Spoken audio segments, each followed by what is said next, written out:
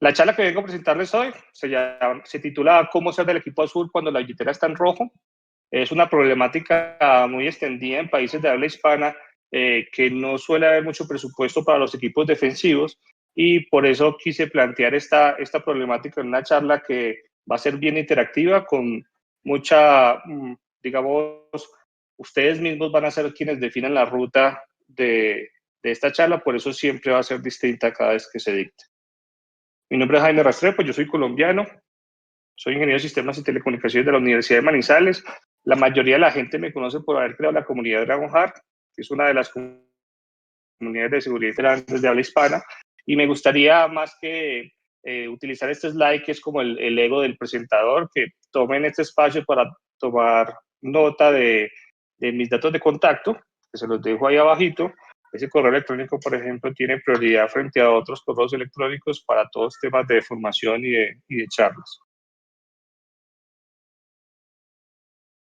Quien no conozca la comunidad Dragonheart, básicamente es un espacio abierto donde la gente puede obtener, contenido de calidad sobre seguridad informática en nuestro idioma. Hay diferentes espacios, hay muy buen contenido, hay un blog, hay un foro donde todo el mundo puede participar. Tenemos diferentes redes donde también pueden hacer preguntas y compartir. Últimamente estamos en YouTube bastante activos. Los invito a visitar dragonheart.tv, que los redireccionará automáticamente a YouTube. No sé si saben, pero somos el canal de seguridad informática más grande de habla hispana, si hacemos la cuenta de abajo para arriba. Pero después de esta charla seguramente ese número cambiará. Bueno, hace algunos años tuve la fortuna de crear empresa y gracias a los buenos resultados de la empresa logré materializar uno de los sueños que se tenía como comunidad y era crear un congreso de seguridad informática internacional. Llevamos 6 años haciéndolo, siempre se hace en el mes de septiembre y la verdad es que pues ni el coronavirus ni una pandemia mundial va a evitar que lo hagamos este año, por ejemplo. Los invito a también que participen de esto. Ya cerramos el Calfor, muy interesante tenerlos como asistentes, así sea de modalidad online. Las advertencias de esta charla son muy simples. Esto es basado en nuestra experiencia personal, atendiendo clientes en el área de seguridad defensiva, clientes que normalmente no tienen presupuestos para adquirir, digamos, soluciones muy elaboradas o muy costosas que hay en el mercado. No quiere decir que las soluciones comerciales sean malas, en ningún momento quiero plantear eso, sino que nos ponemos en una situación en la que tenemos que defender una organización, pero realmente no contamos con presupuesto y cuál sería la ruta que podríamos tener para afrontarnos a esa labor. ¿Por qué el equipo azul? Seguramente todos ustedes al estar en esta charla conocerán los conceptos de equipo azul y equipo rojo, pero para ser inclusivos y de pronto hay gente que no lo conoce, básicamente se manejan los conceptos de equipo azul para todas las labores que son defensivas en una organización, básicamente proteger la infraestructura, responder a incidentes, ese tipo de labores, y el equipo rojo es el que se encarga de todas las etapas ofensivas. Buscar activamente problemas de seguridad, explotarlos, mirar cómo puede impactar el negocio ese tipo de problemas encontrados. Entonces es un concepto que se viene manejando, viene del mundo militar, pero se ha extendido a todas las áreas del conocimiento. Seguramente ustedes van a tener 2 escenarios, ¿no? Ustedes pueden ser ese tipo de escenarios, no sé cómo vean ustedes la imagen ahí. Yo veo una bolsa de dinero regada por todos lados. Básicamente aquí está diciendo, bueno, necesitamos capturar imágenes y que no se nos pierda ningún ángulo. Obviamente esto se podría conseguir con mucho menos presupuesto, pero ahí se nota pues que no tienen límites en el presupuesto de esta organización, ¿no? Que realmente necesitan cubrir todos los ángulos y por eso tienen tantas cámaras. Esto puede ser su escenario. En la empresa en la que ustedes laboren se puede dar este escenario donde tienen presupuesto para adquirir las soluciones que ustedes pidan y para contratar el personal que ustedes necesiten. pero lo más normal es que al menos en países de habla hispana se encuentra este tipo de escenario, ¿no? Necesitamos una vigilancia satelital y entonces consiguen a satélite. Este chico que está cuidando los carros de forma activa, pero pues obviamente no de la misma forma que la otra situación. No sé si conozcan la película Bandersnatch. Esta charla va a estar muy del lado de esa película. Ustedes van a ser quienes elijan el camino que se va a tomar durante la charla, pero esta vez no va a ser con Netflix, sino que va a ser conmigo.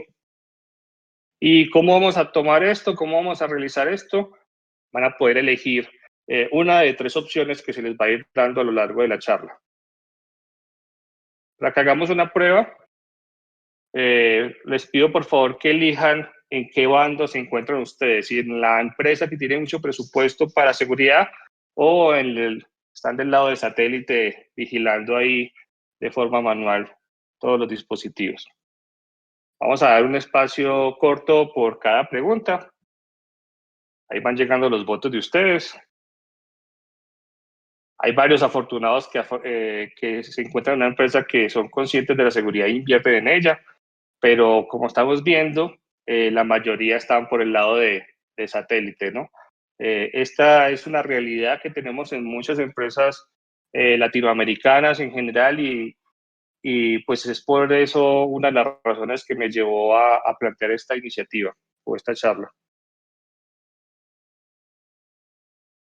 Los votos de ahora en adelante se van a empezar a tener en cuenta solamente cuando hagan clic en el nombre de la solución, no en el logo ni en ninguna parte de la imagen.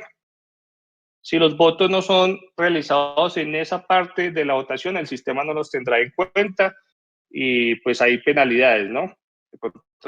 Llegan por nuestra otra parte. Todas las charlas que yo doy, me gusta que tengan un hilo conductor, me gusta como que tengan una ruta definida y esta no va a ser la excepción. La ruta para este camino de la seguridad defensiva van a ser los SIS Controls. No sé si conozcan los SIS Controls, pero básicamente son un conjunto de acciones muy bien categorizadas, donde, digamos, unen las mejores prácticas para defender y mitigar los ataques más comunes, ¿no? Una de las cosas que dicen es que aplicando los SIS Control podemos llegar a detener al menos un 80% de los ataques más comunes en las organizaciones y pues es un porcentaje bastante significativo. Están divididos en 3 grupos fundamentales. Tenemos los controles básicos, como su nombre lo indica, pues son los controles que toda organización debe tener. Luego pasan a los controles fundamentales, que son, después de ya cubrir con lo básico, empezamos a implementar soluciones específicas para algunas de las problemáticas más comunes. Y luego sigue la fase como organizativa, que está más orientada al personal como tal, donde se implementan programas de concientización, respuesta a incidentes, cuando ya tuvimos un incidente, cómo actuar frente a él, ¿no? Esta va a ser como nuestra ruta de trabajo y vamos a trabajar con ella. Yo siempre utilizo esta frase, la verdad no sé quién fue quien la contó primero, pero es muy inspiradora porque dice, lo que no se puede medir no se puede controlar y lo que no se puede controlar no se puede administrar. Y eso nos va a ir marcando el camino durante toda la charla, porque lo primero que vamos a hacer cuando estamos con este tipo de iniciativas va a ser eso, ¿no? Medir. ¿Cómo vamos a medir? En los controles SIP hay 2 puntos específicamente, el primero y el segundo, que nos indica qué es lo que tenemos que hacer para empezar a medir, qué es lo que tenemos en la organización. Si no sabemos ni siquiera cuáles son los activos de nuestra organización, ¿cómo los vamos a proteger? Si no sabemos que existen, ¿cierto?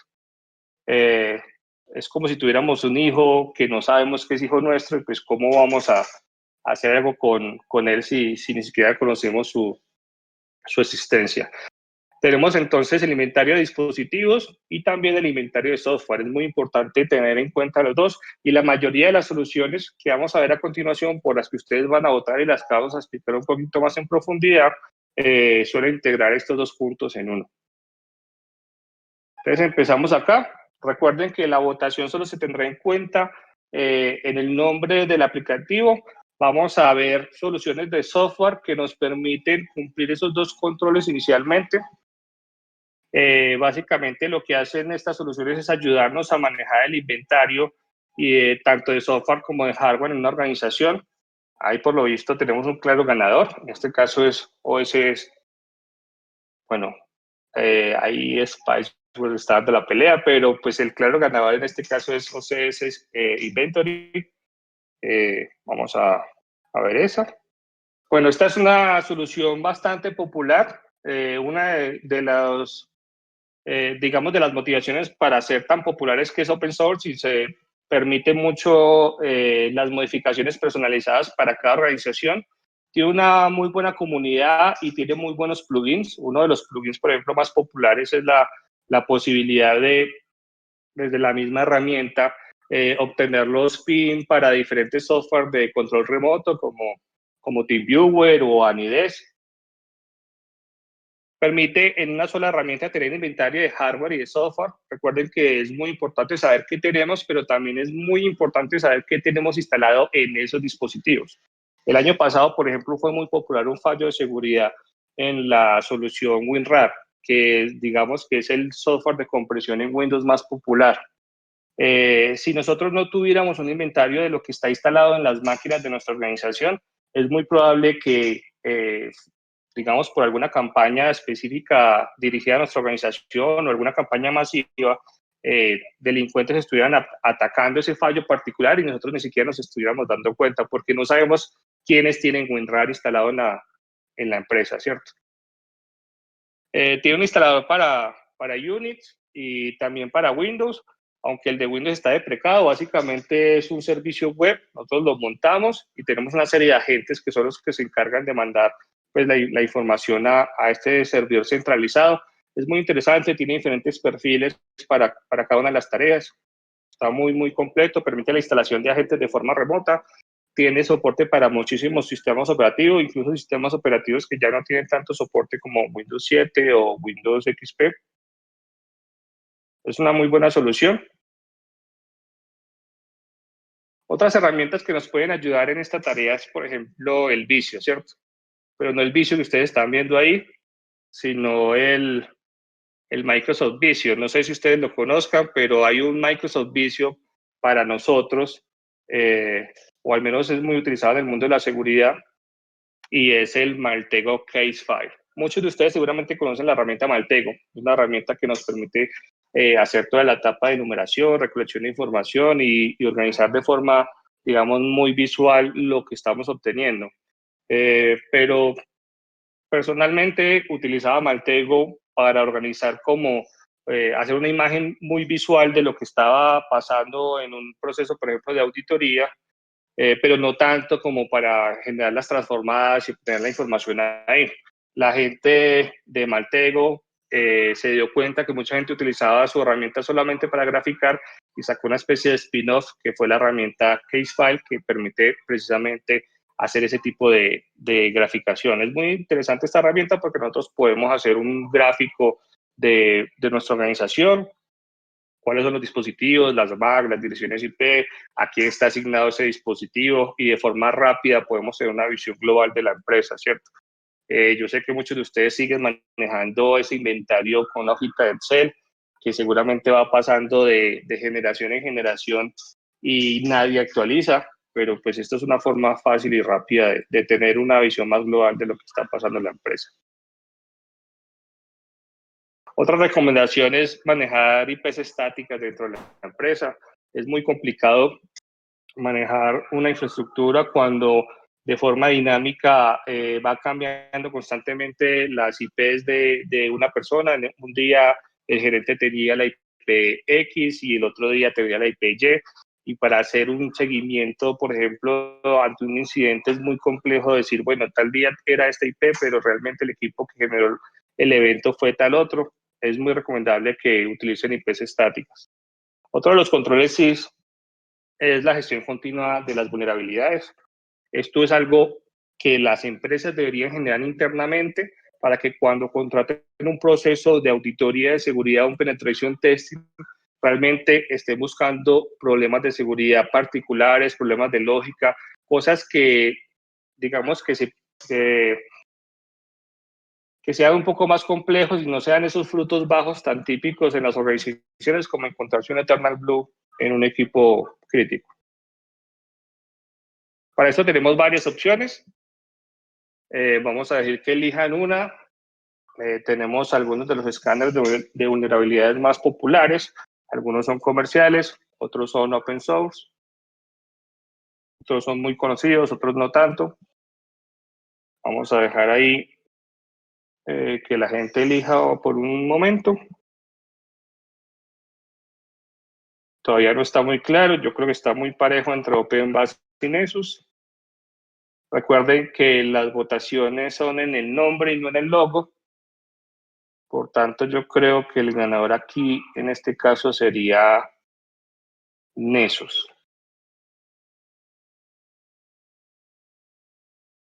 Nessus tiene muchas particularidades. Una de las facultades o de las funcionalidades que yo más destaco es que es muy simple su interfaz gráfica. Quien haya utilizado OpenBase desde sus inicios se dará cuenta que su fuerte no es la usabilidad, aunque han estado mejorando bastante con el con la nueva interfaz gráfica, lo se llama Green Dragon. La GUI es bastante simple, se nota que le han invertido bastante en el tema de la usabilidad, permite generar escaneos de forma recurrente. Esto es algo básico que deberían estar haciendo las organizaciones en el interior. Los equipos defensivos deberían estar constantemente escaneando sus equipos o su infraestructura para encontrar esos problemas bajos, esas frutas bajas dentro de su organización para que pues un atacante malintencionado no se aproveche de ellas, ¿no? Otra de las funciones interesantes es que tiene falsos positivos muy bajos. Realmente son pocos los falsos positivos que arroja esta herramienta, aunque siempre se requiere la validación de un humano para que realmente se compruebe que lo que está diciendo la herramienta sea verdad. Es el que tiene la base de datos de CVEs más completa. Básicamente es el que tiene más fallos de seguridad en su base de datos para encontrar. Tiene una particularidad, es que ustedes pueden generar plantillas sobre qué es lo que quieren validar en su organización. Esto es muy útil cuando tenemos escenarios muy particulares, como por ejemplo sistemas con infraestructuras críticas y queremos correr sobre esos sistemas específicamente solamente la validación de fallos que estén enfocados a esas herramientas. Es la mejor solución, realmente es el mejor escáner de vulnerabilidades y yo sé que con esto me estoy ganando muchos enemigos. Realmente yo no tengo ninguna vinculación comercial con la gente de Nessus, pero en las pruebas hay muchos competidores relativamente nuevos que están incursionando en el tema, pero Nessus sigue siendo el rey y es la mejor solución comercial.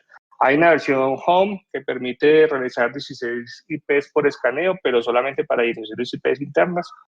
Pero si ustedes tienen una organización relativamente grande, más de 100 equipos de cómputo, es muy interesante que empiecen a pensar en este tipo de soluciones.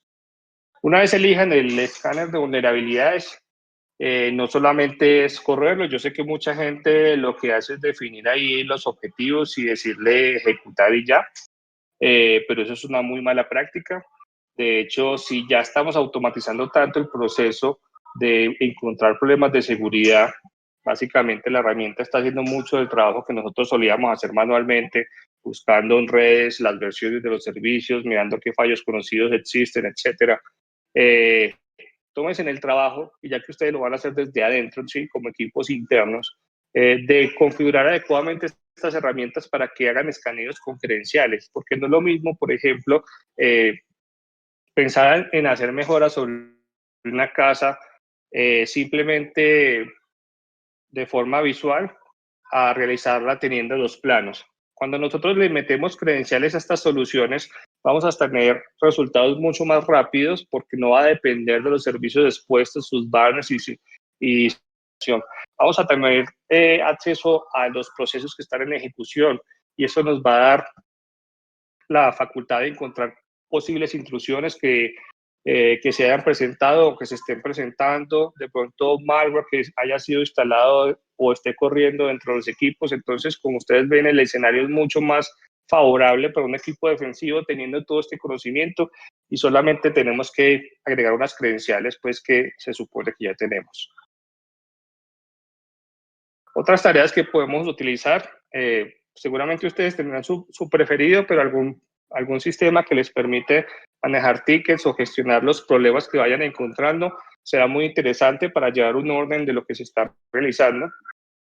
No sé si ustedes tengan dentro de su infraestructura servidores de actualización, pero es muy probable que no puedan tener o no se puedan dar el lujo de tener un servidor específicamente enfocado a esta labor.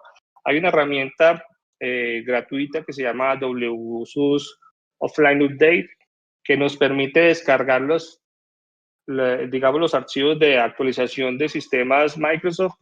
Digo Microsoft porque dentro de la misma herramienta se pueden descargar los parches de actualización para Windows, para Office y otras soluciones de esta empresa.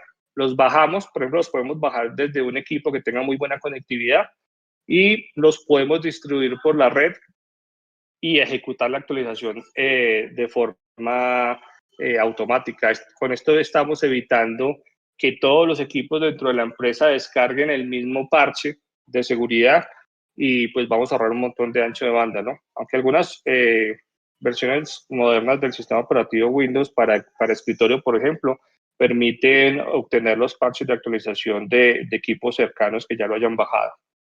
Otra herramienta muy interesante que podemos utilizar para actualizar nuestro software se llama Patch My PC. Básicamente es una herramienta que nos tiene una base de datos de más de 300 aplicaciones y nos permite de forma remota poder actualizar el software que está instalado en nuestras máquinas, pero no tanto software como Microsoft, sino, por ejemplo, en el caso de WinRAR, esta herramienta detecta la versión que tenemos de WinRAR y siempre actualiza la última versión y de forma silenciosa. Es muy interesante la herramienta y invito a que la conozcan. Esta es otra herramienta que yo noto que es muy desconocida, pero es muy útil. Se llama Zero Patch. Tiene su versión comercial, obviamente, pero en la versión gratuita también es muy interesante. Esta herramienta lo que permite es parchar problemas de seguridad antes de que las mismas casas desarrolladoras lancen su solución oficial. Entonces, siempre existe una ventana entre el momento en el que se hace público un problema de seguridad y el momento en el que la empresa afectada publica su solución. Esta herramienta o esta empresa en particular lo que hace es detectar esos problemas de seguridad, sacar su solución puntual. Si, por ejemplo, en el caso de WinRAR, lo que se afectaba era una librería de soporte para el formato de archivo ACE. Esta solución sacó un parche antes de que la empresa RARsoft sacara la solución y parchaba específicamente esa librería. Entonces ustedes están acortando bastante esa ventana de ataque que podrían tener sus organizaciones utilizando aplicaciones como estas. El siguiente control, no los vamos a ver todos, pero vamos a mirar algunos de los más representativos o que necesitaríamos más. Sería el uso controlado de los privilegios administrativos. Esto es muy común que se presenten en las organizaciones, que se tengan más permisos de los que se necesita en una organización y para eso tenemos varias herramientas. Tenemos el Active Directory, que digamos es la solución más utilizada, ya que es la oficial pues, del sistema operativo. Pero también tenemos otras soluciones, por ejemplo, Sentinel es una distribución Linux que pretende o su oferta de valor es tener una alternativa libre al Active Directory, incluso con GPOs y ese tipo de cosas. O tenemos soluciones de directorios en la nube como JunCloud, que permite tener soluciones mucho, digamos, mucho más estándar. En JunCloud podríamos tener todos los sistemas operativos pegados a un mismo directorio y aplicar ese tipo de políticas masivas. Aquí el claro ganador es Active Directory. Pues es la solución oficial para infraestructuras Microsoft. Realmente es donde más fácil van a tener documentación y soporte. Realmente el soporte y la documentación de esta herramienta es muy completa, es muy buena, realmente es muy fácil de manejar. Ustedes dirán, nada, pero ustedes porque lo manejan más frecuentemente, pero realmente el Active Directory es muy sencillo de manejar. Si ustedes dicen, no, pues dígamelo a mí que tengo que administrar 5.000 equipos, Sí, puede que sea un poco compleja la tarea en estos casos, pero imagínense manejar los mismos 5.000 equipos sin tener soluciones como estas. Imagínense tener que aplicar alguna política sin tener este tipo de soluciones y tener que ir equipo por equipo o inventarse cualquier otra artimaña para poder ejecutar esas políticas en cada máquina. Entonces, estas soluciones existen por algún motivo particular, una necesidad que se detectó y realmente es muy útil.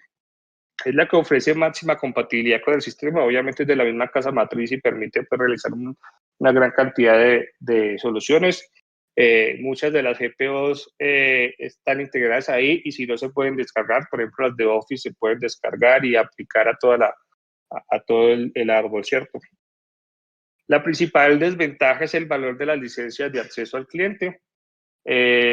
Básicamente ellos cobran una tarifa por número de equipos conectados al controlador de dominio. Ustedes dirán, pero yo lo tengo montado y no me pidió en ningún momento licencia.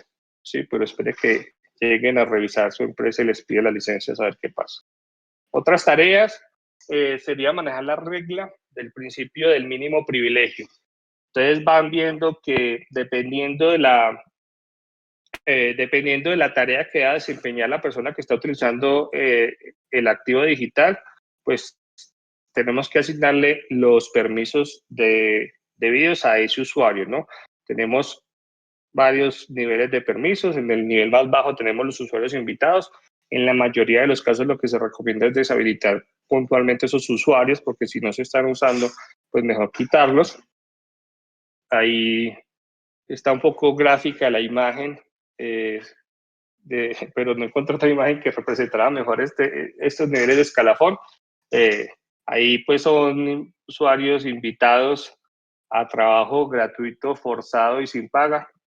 Pero básicamente dependiendo de las tareas que deba desempeñar esta persona en la organización, debería tener este perfil u otro. Por ejemplo, la gran mayoría de los usuarios dentro de la empresa deberían ser usuarios normales, que no se les permite instalar ningún tipo de software adicional, que tengan unas políticas muy restrictivas con lo que se puede hacer en las máquinas. Después podríamos tener equipos, por ejemplo, que tengan administración local en algunos casos. Nosotros tuvimos un caso muy particular en una organización donde se implementaron digamos, estas reglas de mínimo privilegio y era todos los usuarios lograron quedarse en usuarios normales sin privilegios, pero hay un usuario en particular que era muy insistente en que necesitaba administración y era la diseñadora gráfica de la organización. La verdad es que este usuario en particular tenía la mayor tasa de incidentes en los sistemas de monitoreo que manejábamos y era porque buscaba activamente recursos gráficos sin pagar en sitios de Juárez, este tipo de cosas, y por eso teníamos como eh, no queríamos darle pues una administración porque sabíamos que era un peligro inminente. Al final deducimos y empezamos a preguntarle a usted por qué necesita ser administrador en este equipo y básicamente era porque Windows le exigía ser administrador para instalar fuentes, solía utilizar muchas fuentes distintas y fuentes nuevas. Lo que hicimos fue ponerle reglas particulares para la carpeta de fuentes y problema resuelto, ¿no? Al final de la pirámide tenemos los controladores de dominio, que básicamente son como los reyes del reino. Ellos pueden realizar tareas sobre cualquier equipo que esté conectado a ese árbol y de esta forma pues realizar sus labores normales, ¿no? De gestión y ese tipo de cosas. Otras tareas y herramientas, no sé si conozcan el concepto de contraseñas federadas. Básicamente le damos la autorización a un tercero para que gestione nuestros accesos. Algunas de las empresas más comunes en este rubro son OutZero, Vault, que es de la gente de HashiCorp, y las PAS. Las herramientas en este particular permiten gestionar secretos, entonces ustedes en vez de darle las credenciales o los accesos root del servidor a la gente de sistema, lo que les da es un usuario y una contraseña en este tipo de plataformas. En estas plataformas nosotros podemos generar reglas de negocio, por ejemplo, que solamente se pueda conectar de lunes a viernes en horario de oficina y desde estas direcciones IPs. Ellos hacen como de intermediario entre esas reglas de negocio, el usuario que le estamos dando a la persona, y de esta forma pues tenemos un control más completo de nuestros activos. No sé si pasa en España, pero en Latinoamérica se está dando cada vez más frecuente el caso de empleados inconformes con grandes accesos dentro de la infraestructura tecnológica y, por ejemplo, en estos tiempos de pandemia fueron despedidos y empiezan a decir, listo, yo me voy, pero se van a acordar de mí toda la vida. Y les borra toda la base de datos de clientes o les borra todos los servidores. Con este tipo de herramientas lo que estamos tratando es minimizar ese riesgo y federar o delegar esa tarea de gestión de autenticación a un tercero en el cual podemos aplicar diferentes reglas. La solución de Auth0 tiene una versión pues gratuita, pero también es de pago. Baul es una herramienta open source, aunque también tiene una versión comercial, y LastPass también tiene una versión gratuita para usuario, pero para las labores, digamos, administrativas o ya empresariales, pues tiene un costo. Todos estos realmente son costos bastante bajos. Recuerden que estábamos sin presupuesto, ¿no? Con la billetera en rojo. El punto 5 es la configuración segura para hardware, software, equipos móviles, básicamente lo que conocemos nosotros abiertamente como hardening, ¿no? Aseguramiento. Una vez que sabemos qué es lo que tenemos, empezamos a hacer una gestión de las vulnerabilidades y empezamos a tener un control de los privilegios que se tienen sobre esas máquinas, vamos a realizar un tema de aseguramiento o fortalecimiento de la herramienta. Para esto tenemos varias soluciones, no sé si todos las conozcan. Sandler está muy enfocado a dispositivos Windows y la particularidad es que no solamente nos permite escanear, sino que también aplica muchas de las políticas que recomienda. Tenemos por el otro lado Linux, que básicamente hace un escaneo también. Esto es más enfocado a equipos Unix y también tiene soporte para Mac. Y Tiger, que es como el papá de Linux, la clara inspiración, y está muy enfocado a equipos Unix. Tenemos un tiempito ahí para que la gente empiece a votar, pero se ve pues como una clara inclinación hacia la herramienta Sandler. Realmente muy pocas personas conocían esta herramienta. Es una solución para Windows, es muy fácil de usar y configurar. En todas los slides que estamos viendo, las herramientas que ustedes eligen siempre van a tener un código QR y un enlace en la parte de abajo que va a apuntar pues a la herramienta puntualmente de la cual estamos hablando, ¿no? Esta herramienta está enfocada a equipos Windows, es gratuita y tiene también soporte para muchos sistemas operativos, todos de la rama de Microsoft. Permite buscar problemas de seguridad y problemas de configuración, y la particularidad es que permite eliminar o reparar los problemas de forma automática. Uno le dice, listo, esto fue lo que usted encontró, repárelo, y empieza a cambiar las configuraciones y empieza a hacer esa gestión como de lo que tendríamos que hacer de forma manual, mientras que las otras soluciones que estábamos viendo para los otros sistemas operativos se limitan a encontrar los problemas de configuración, indicarnos por qué es un problema, pero no nos dice, no nos lo repara, nos dice cómo repararlo, pero no nos lo repara. También tienen la posibilidad de crecer con esta herramienta, tiene un producto pago que permite pues el despliegue para grandes cantidades de equipos, pero con la versión gratuita nos podemos ir bastante bien. Es muy común, por ejemplo, que las organizaciones se suelen replicar la misma imagen de sistema para todos, entonces es bueno que antes de instalarla corran este tipo de soluciones, busquen los problemas de seguridad más comunes en esa imagen, que al final va a ser la que se va a desplegar en todas las máquinas.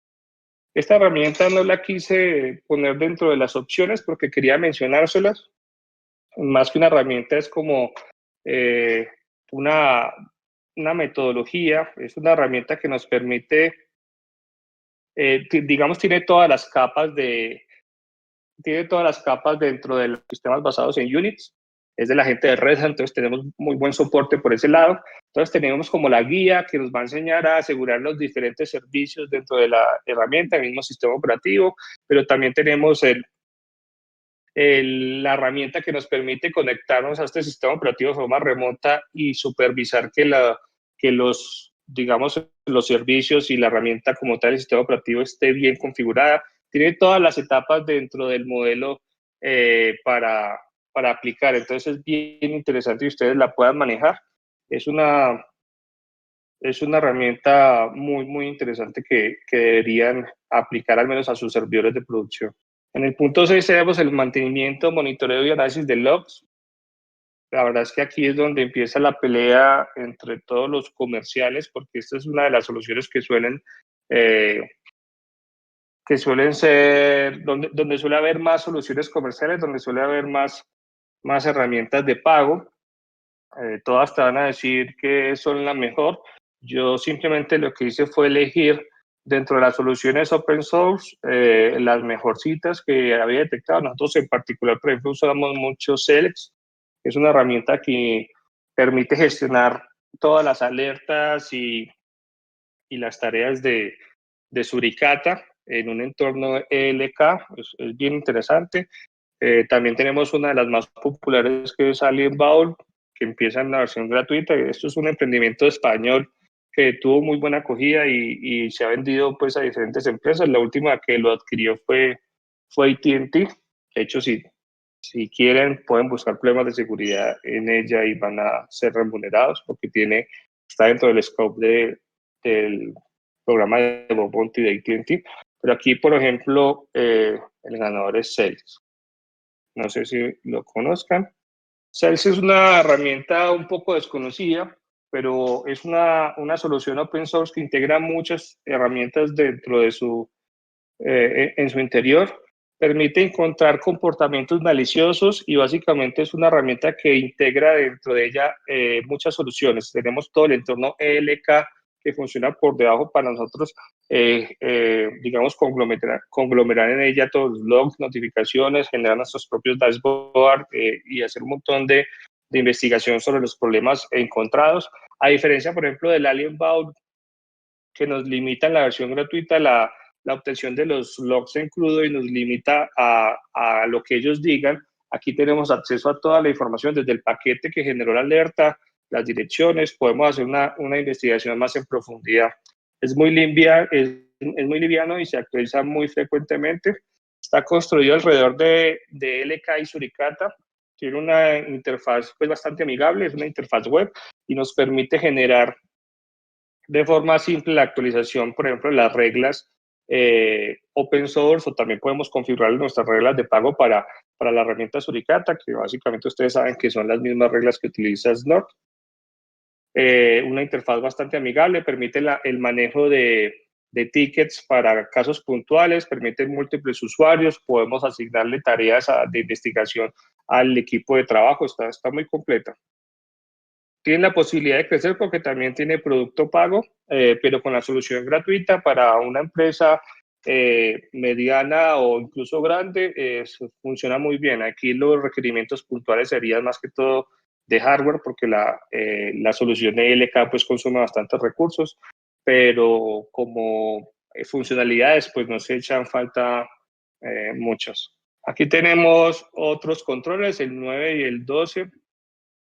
Que es otro de los grandes hitos de la seguridad, ¿no? Aquí ustedes estarán mirando y notarán pues que ahí encaja un tema muy puntual, que es el tema de los firewalls, y es otro de las cosas que suelen adquirir más las organizaciones y genera como esa falsa sensación de seguridad, ¿no? No pasa nada porque compramos un firewall X marca y eso nos protege de todo y realmente pues no es así.